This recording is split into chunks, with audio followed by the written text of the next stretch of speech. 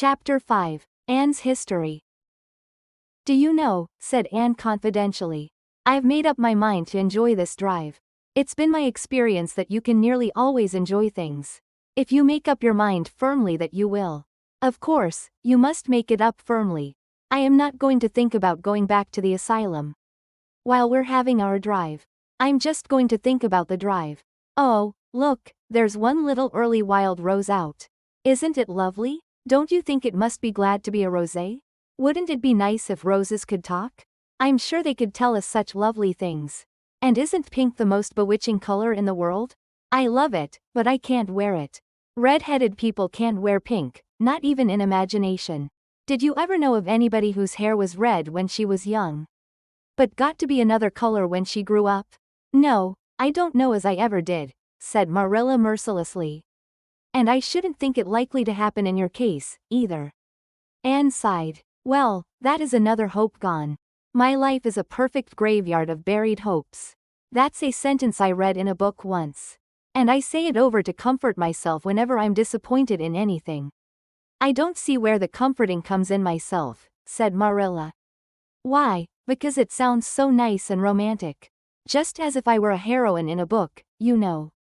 I am so fond of romantic things. And a graveyard full of buried hopes is about as romantic a thing as one can imagine, isn't it? I'm rather glad I have one. Are we going across the Lake of Shining Waters today? We're not going over Barry's Pond, if that's what you mean by your Lake of Shining Waters. We're going by the Shore Road." "Shore Road sounds nice," said Anne dreamily. "Is it as nice as it sounds? Just when you said, Shore Road, I saw it in a picture in my mind, as quick as that. And White Sands is a pretty name, too. But I don't like it as well as Avonlea. Avonlea is a lovely name. It just sounds like music. How far is it to White Sands?" "It's 5 miles. And as you're evidently bent on talking, you might as well talk to some purpose by telling me what you know about yourself." "Oh, what I know about myself isn't really worth telling," said Anne eagerly. "If you'll only let me tell you what I imagine about myself, you'll think it ever so much more interesting." "No, I don't want any of your imaginings. Just you stick to bald facts. Begin at the beginning. Where were you born and how old are you?" "I was 11 last March," said Anne, resigning herself to bald facts with a little sigh. "And I was born in Bolingbroke, Nova Scotia. My father's name was Walter Shirley, and he was a teacher in the Bolingbroke High School. My mother's name was Bertha Shirley. Aren't Walter and Bertha lovely names? I'm so glad my parents had nice names. It would be a real disgrace to have a father named, well, say Jedediah, wouldn't it? I guess it doesn't matter what a person's name is, as long as he behaves himself," said Marilla, feeling herself called upon to inculcate a good and useful moral. "Well, I don't know." Anne looked thoughtful. "I read in a book once that a rose by any other name would smell as sweet. But I've never been able to believe it. I don't believe a rose would be as nice if it was called a thistle or a skunk cabbage. I suppose my father could have been a good man, even if he had been called Jedediah. But I'm sure it would have been a cross. Well, my mother was a teacher in the high school, too. But when she married father she gave up teaching, of course. A husband was enough responsibility. Mrs. Thomas said that they were a pair of babies and as poor as church mice. They went to live in a weeny-teeny little yellow house in Bolingbroke. I've never seen that house, but I've imagined it thousands of times. I think it must have had honeysuckle over the parlor window, and lilacs in the front yard, and lilies of the valley just inside the gate. Yes, and muslin curtains in all the windows. Muslin curtains give a house such an air. I was born in that house. Mrs. Thomas said I was the homeliest baby she ever saw. I was so scrawny and tiny and nothing but eyes. But that mother thought I was perfectly beautiful. I should think a mother would be a better judge than a poor woman who came in to scrub, wouldn't you? I'm glad she was satisfied with me anyhow. I would feel so sad if I thought I was a disappointment to her because she didn't live very long after that, you see. She died of fever when I was just 3 months old. I do wish she'd lived long enough for me to remember calling her mother.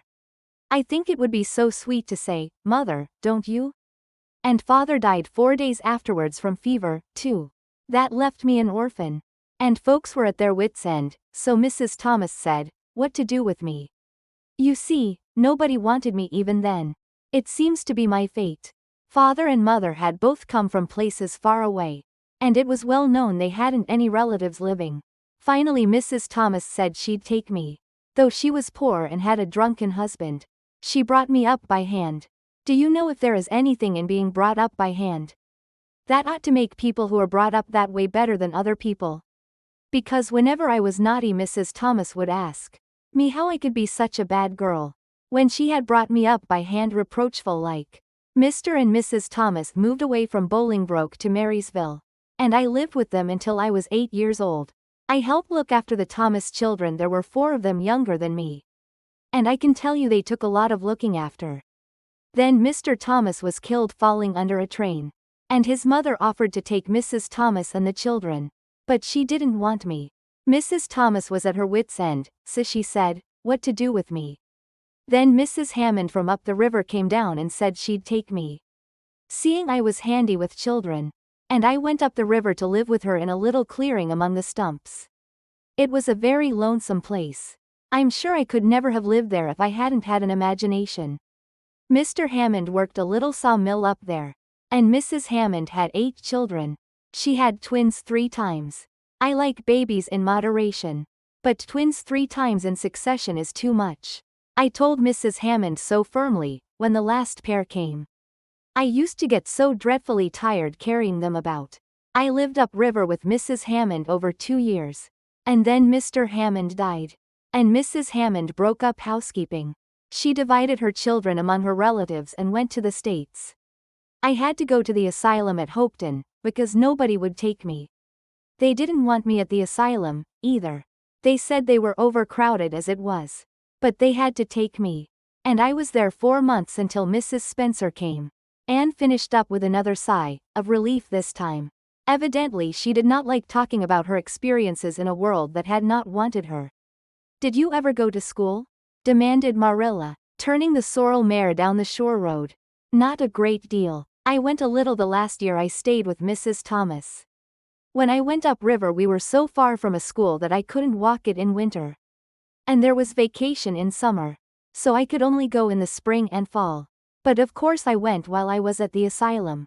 I can read pretty well.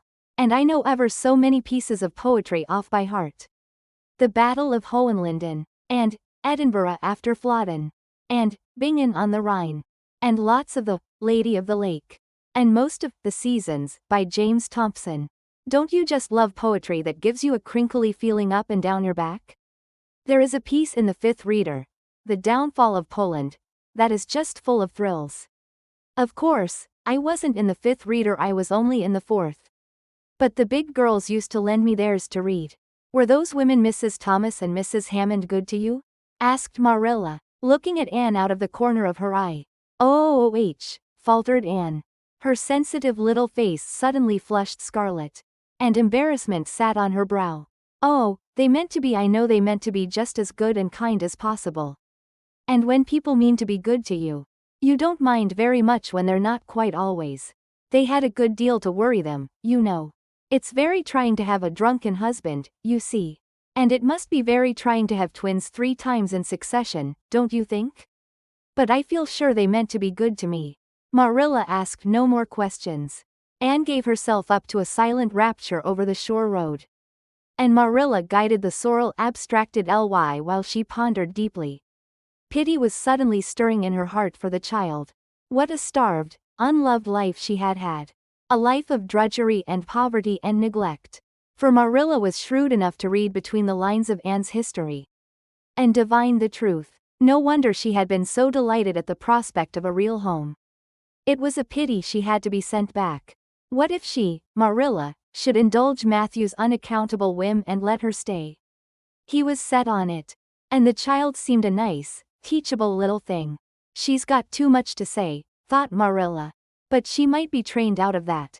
And there's nothing rude or slangy in what she does say. She's ladylike. It's likely her people were nice folks. The shore road was woodsy and wild and lonesome. On the right hand, scrub firs, their spirits quite unbroken by long years of tussle with the gulf winds, grew thickly. On the left were the steep red sandstone cliffs. So near the track in places that a mare of less steadiness than the sorrel might have tried the nerves of the people behind her. Down at the base of the cliffs were heaps of surf-worn rocks. Little sandy coves inlaid with pebbles as with ocean jewels. Beyond lay the sea, shimmering and blue. And over it soared the gulls, their pinions flashing silvery in the sunlight. "Isn't the sea wonderful?" said Anne, rousing from a long, wide-eyed silence. "Once, when I lived in Marysville, Mr. Thomas hired an express wagon and took us all to spend a day at the shore 10 miles away. I enjoyed every moment of that day, even if I had to look after the children all the time. I lived it over in happy dreams for years. But this shore is nicer than the Marysville shore. Aren't those gulls splendid? Would you like to be a gull?" "I think I would, that is, if I couldn't be a human girl. Don't you think it would be nice to wake up at sunrise and swoop down over the water and away out over that lovely blue all day, and then at night to fly back to one's nest? Oh, I can just imagine myself doing it. What big house is that just ahead, please?" "That's the White Sands Hotel. Mr. Kirk runs it, but the season hasn't begun yet. There are heaps of Americans come there for the summer. They think this shore is just about right." "I was afraid it might be Mrs. Spencer's place," said Anne mournfully. "I don't want to get there. Somehow, it will seem like the end of everything."